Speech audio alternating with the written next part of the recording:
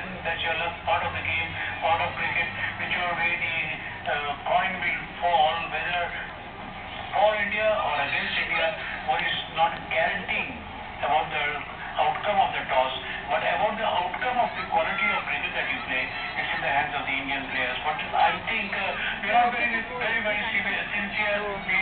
on the Indian team.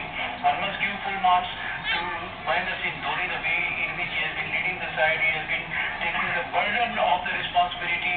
He has been able to keep everyone under good mood. They are chilling well, and even Tendulkar is playing the part of a mentor for the junior cricketers. But I think with his one who has been associated with the game of cricket for a very long time, Durban is always going to help the seam bowlers.